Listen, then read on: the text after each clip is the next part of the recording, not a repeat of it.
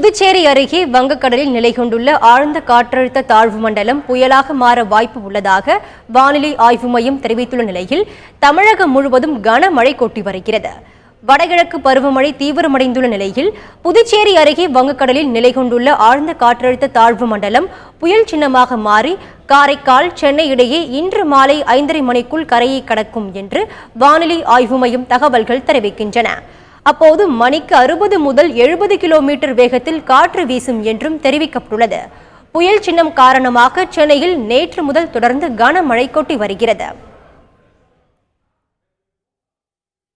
வங்கக்கடலில் நிலை கொண்டுள்ள காற்றழுத்த தாழ்வு மண்டலம் புயலாக மாற வாய்ப்புள்ளதாக சென்னை வானிலை ஆய்வு மையம் தெரிவித்துள்ளது. இது தொடர்பான கூடுதல் விவரங்களை எமது செய்தியாளர் சுபாஷிடம் கேட்கலாம். சுபாஷ், காற்றழுத்த தாழ்வு மண்டலத்தின் தற்போதைய நிலை என்ன? இது பற்றி சொல்லுங்க. அது குறைந்த அழுத்த தாழ்வு மண்டலத்தினுடைய தற்போதைய நிலை என்று பார்த்தால் அது காலையில் இன்று அதிகாலையில் ஒரு ஆழ்ந்த காற்றழுத்த தாழ்வு மண்டலமாக உருவெடுத்துள்ளது. இதன் காரணமாக சென்னையில் கனமழை பெய்யக்கூடும் என்று கூறப்படுகிறது. இந்த தாழ்வு மண்டலம் இன்னும் புயலாக மாறவில்லை, அது புயல் சின்னமாகவே உருவெடுத்திருக்கிறது. அதாவது தற்போது இது எங்கு நிலை கொண்டிருக்கிறது என்று சொல்ல வேண்டும் என்றால் 110 கிலோமீட்டர் தொலைவில் தென்கிழக்கு பகுதியில் கடலோர பகுதியில் நிலை கொண்டிருக்கிறது. இது 12லிருந்து 2:30 மணி உள்ள மணிக்குள்ளாக கடக்கும் என்று எதிர்பார்க்கப்படுகிறது. இந்த தாழ்வு மண்டலத்தின் காரணமாக டீப் டிப்ரெஷன் காரணமாக தமிழகத்திலும் சரி கடலோர மாவட்டங்களில் கனமழை பெய்யக்கூடும் என்று எதிர்பார்க்கப்படுகிறது. இந்த புயல் சின்னம் எப்போது, அதாவது நீங்க சொன்னீங்க, அதாவது 12:30 மணிலேருந்து கடக்கும் சொன்னீங்க, அது கரையை கடக்கும் போது என்னென்ன பாதிப்புகள் ஏற்பட வாய்ப்புகள் இருக்கு, அது பற்றி தகவல் இருக்கா? அதாவது புயலாக மாறுவதற்கான தற்போதைய நிலைமை வரை புயலாக மாறுவதற்கான சாத்தியக்கூறுகள் இல்லை. 110 கிலோமீட்டர் தொலைவில் இருக்கக்கூடிய இந்த ஆழ்ந்த காற்றழுத்த தாழ்வு மண்டலமானது கடக்கும் போது புயலாக மாறியே கடக்கும் என்று சொல்லப்படுகிறது. இருப்பினும் அந்த சமயத்தில் பலத்த காற்று வீசும், அதாவது தரை காற்று பலத்த காற்று வீசக்கூடும். அதாவது 50லிருந்து 60 கிலோமீட்டர் வேகத்தில் பலத்த காற்று வீசக்கூடும். இது எங்கெங்கெல்லாம் உணரலாம் என்று பார்த்தால் சென்னை, காஞ்சிபுரம், திருவள்ளூர் ஆகிய மாவட்டங்களில் உணரப்படும். இந்த காற்று பாதிப்பு என்று பார்க்கும்போது பார்த்தீங்கன்னா இந்த கனமழை இன்று மாலை வரைக்கும் சென்னையில் அதிக அளவில் இருக்கும்.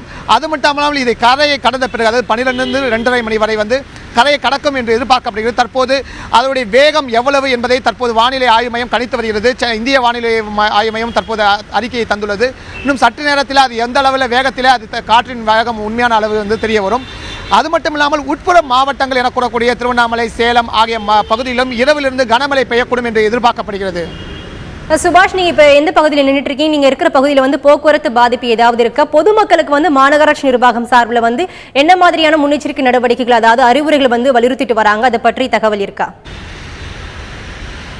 அதாவது சென்னை காலையில் முதலே பார்க்கும்போது பல இடங்களில் சாலைகளில் மரங்கள் வீழ்ந்து கிடந்தன. அதாவது சாலையோர பூங்காகளிலும் சரி, சாலையோரங்களில் வைக்கப்பட்டிருந்த மரங்கள் எல்லாம் வேரோடு சாய்ந்திருக்கின்றன. அந்த மரங்கள் எல்லாம் அப்பொழுது அப்புறப்படுத்தும் பணிகளில் சென்னை மாநகராட்சி தீவிரமாக ஈடுபட்டு வருகிறது. அதாவது இந்த மழை பிரச்சனையை குறித்தும் மழையுடைய தாக்கம் ஏற்படுவது குறித்தும் ஏற்கனவே சென்னை மாநகராட்சி, வருவாய்த்துறை, தீயணைப்புத்துறை ஆகிய அதிகாரிகள் கூட்டம் ஏற்கனவே கடந்த சில நாட்களுக்கு முன்பாக நடத்தப்பட்டது. அப்போது என்னென்ன விதமான முன்னெச்சரிக்கை நடவடிக்கைகளை எடுக்க வேண்டும், பொதுமக்கள் எப்படி இருக்க வேண்டும், பொதுமக்களுக்கு தேங்கியிருக்கும் பகுதியில் தண்ணீரை அகற்றுவதற்கான வழிகள், முறைகள் அனைத்தையும் ஆராய்ந்து அதற்கான சாத்தியக்கூறுகள் அத்தனையும் தயார் நிலையில் வைக்கப்பட்டிருந்தன. ஆங்காங்கே பம்ப் செட்டுகளை நிறுத்த வைக்கணும். அதாவது எங்கெல்லாம் தண்ணி அதிக அளவில் தேங்கி இருக்குமோ அங்கே உடனடியாக மாநகராட்சி அதிகாரிகள் ஊழியர்கள் ஈடுபட்டு அந்த தண்ணீர் தேங்கி இருக்கும் நீரை அகற்றுவதற்கான பணியில் ஈடுபட்டுக் கொண்டிருக்கிறார்கள். அது மட்டுமல்லாமல் மழை நீர்த்தேக்கம் இருக்கும் பகுதிகளில் தண்ணீர் தொடர்ந்து சென்று கொண்டிருந்தாலும் மழையின் தாக்கம் அதிகமாக இருப்பதால் ஒரு இடங்களில் மழையின் அளவு பாதிப்பு இருக்கத்தான் செய்கிறது. குறிப்பாக பெசன்ட் சாலையை பொறுத்தவரை பார்த்தால் அங்கு 4லிருந்து 5 அடி வரை தண்ணீர் அங்கே தேங்கி இருக்கிறது. பொதுமக்கள் அங்கே மிகவும் சிரமப்பட்டு தான் வாகனங்களை கடந்து செல்ல வேண்டிய நிலை ஏற்பட்டிருக்கிறது.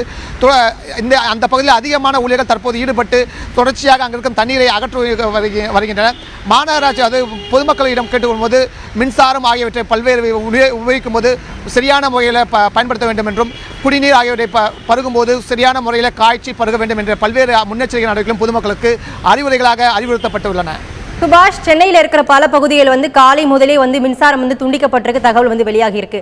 இதற்கு அதிகாரிகள் என்ன நடவடிக்கை எடுத்திருக்காங்க, அதை பற்றி தகவல் இருக்கா?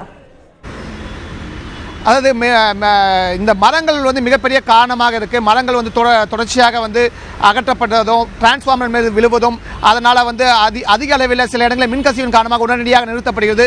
அதாவது மழையின் மட்டு காரணமாக மின்கசிவு ஏற்படும் போது ஒரு பகுதியில் ஏற்பட்டால் அந்த பகுதி முழுமையாகவே மின்கசிவு ஏற்பட்டால் உடனடியாக நிறுத்தம் செய்யப்படுது. இப்படி பல பகுதிகளில் மின்கசிவின் காரணமாக ஆங்காங்கே வந்து மின்தடை வந்து ஏற்பட்டிருக்கு. இருப்பினும் வந்து உடனடியாக சரி செய்யப்பட்டு அந்த மின்தடையை போக்குவதற்கான நடவடிக்கையிலும் தொடர்ச்சியாக மின்வாரிய ஊழியர்களும் மின்வாரிய அதிகாரிகளும் தொடர்ச்சியாக ஈடுபட்டு கொண்டிருக்கிறார்கள்.